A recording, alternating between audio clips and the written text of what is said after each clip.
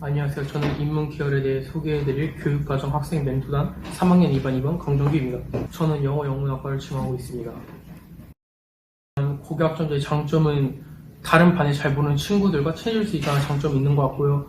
과목을 잘 선택만 해준다면 더 적은 노력으로 더 높은 등급을 받을 수 있는 것 같습니다. 고교학점제의 단점이 있다면 자신이 원하지 않는 과목을 반강제적으로 들어야 할 사항이 올 수 있습니다.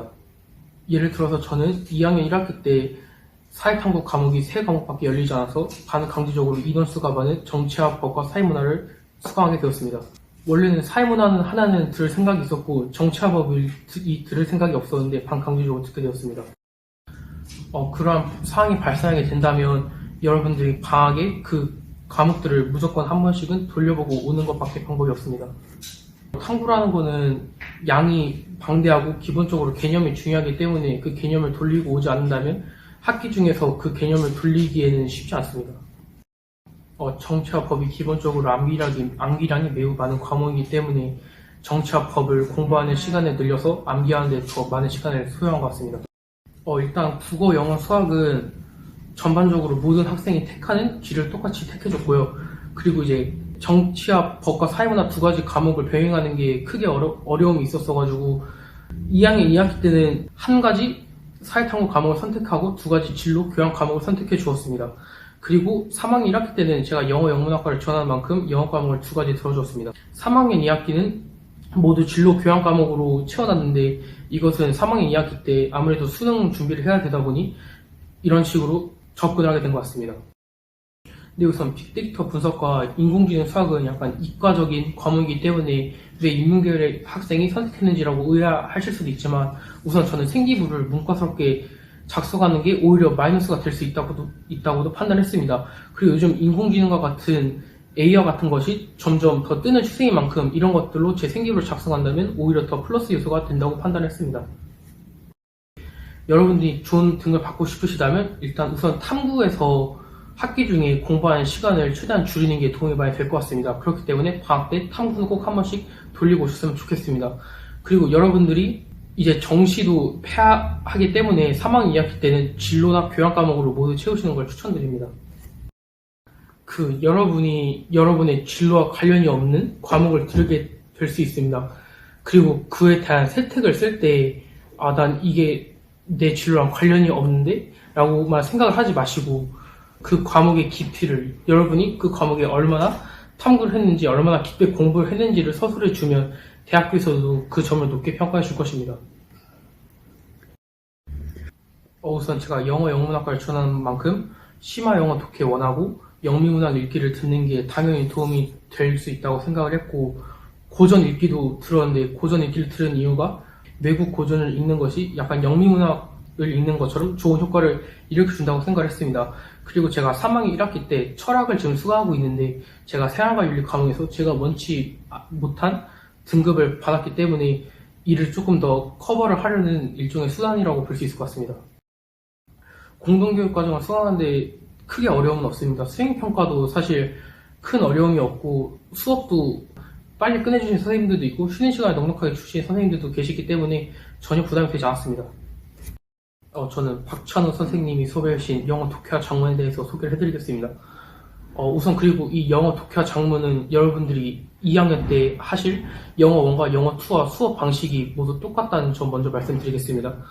먼저 수업은 수능 특강을 주 교재로 하고요. 수능 특강을 PPT를 띄워놓으시고 문장을 해석해 주시고 마지막 마무리로 지문이 무슨 내용인지 한 줄로 요약을 해주는 식으로 수업을 해주십니다. 수행평가 40%, 지필 60%로 배정이 되었었고요. 수행평가 40% 중에 20%는 단어 시험이고 20%는 문장 해석이었습니다. 그렇기 때문에 여러분들이 달달 외워서 오시기만 하면 수행평가를 만점을 받으실 수가 있었고요. 시험과 같은 경우는 난이도가 상당히 있습니다. 항상 보면 평균이 30점에서 40점을 왔다 갔다 하고 서술형이 50점입니다. 그렇기 때문에 여러분들이 서술형이 준비가 안 돼 있으면 좋은 점수를 받기가 어렵습니다. 그리고 학습 팁에 대해서 말씀을 드리자면 열심히 준비만 한다면 수행평가에서는 좋은 점수를 얻을 수 있기 때문에 시험을 잘 봐야지 여러분들이 좋은 등급을 받을 수가 있을 것입니다. 우선 서술형 50%, 객관식 50%이기 때문에 서술형에서 많은 점수를 받아야 할 것이며 객관식에서는 어법 위주의 문제가 많이 나옵니다. 그렇기 때문에 여기선 왜 이 어법이 사용되는지, 여기선 왜 과거형이 사용되는지, 여기선 왜 현재형이 사용되는지 등 모든 것을 철저하게 분석해 오셔야 합니다. 우선 영어 회화는 약간 생소한 과목일 수 있다고 생각을 했습니다. 왜냐하면 3학 1학기 때 대부분의 학생들이 영어 독해와 작문을 선택하기 때문입니다. 우선 교과서와 수능 특강 영어 듣기 과목을 두 가지를 병행을 합니다. 일단 교과서에서는 나오는 주요 표현들과 그 대화문에서의 그 모르는 단어들을 모두 이창현 선생님께서 다 설명을 해주시고, 수능 특강 영어 듣기를 풀 때는 선생님이 우선 영어 듣기를 틀어준 다음에 저희가 문제를 풀고 그 대화문을 본 다음에 거기서 또 따로 중요 표현들이나 어휘들을 설명해 주십니다. 평가 방식은 수행평가와 당연히 지필고사로 나눠져 있고요. 수행평가는 대화문 작성 하나밖에 없습니다. 대화문 작성은 말 그대로 여러분들이 교과서나 수능 특강에 나온 영어 듣기 대본을 통해서 공부를 하고 거기서 배운 어휘들이나 문구들을 활용하여 여러분의 진로와 맞는 대화문을 작성한 것입니다.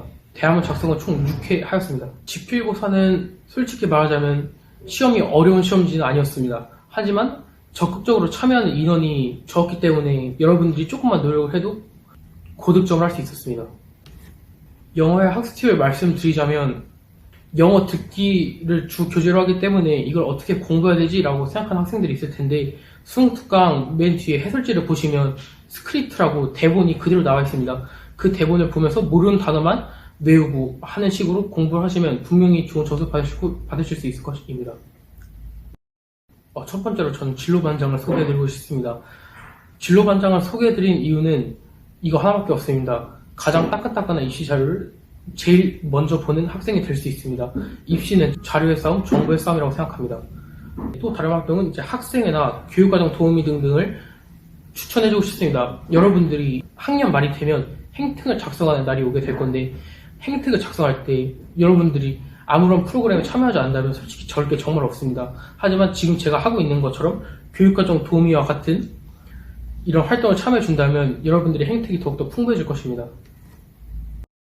입시가 정말 힘든 거 알고 여러분들 마음을 다 이해합니다. 하지만 수시에서 시험 한 번 못 봤다고 정시로 트는 행동을 하지 말고 끝까지 수시로 밀어붙였으면 좋겠습니다. 수시는 지금 안 하면 없어지지만 정시는 계속 할 수 있는 거기 때문에 여러분들이 멘탈 잘 잡고 수시 잘 챙겨서 대학 갔으면 좋겠습니다. 오늘 열심히 하면 벚꽃이 내린 캠퍼스에서 여자친구랑 손잡고 데이트를 할 수 있습니다. 열심히 공부하세요.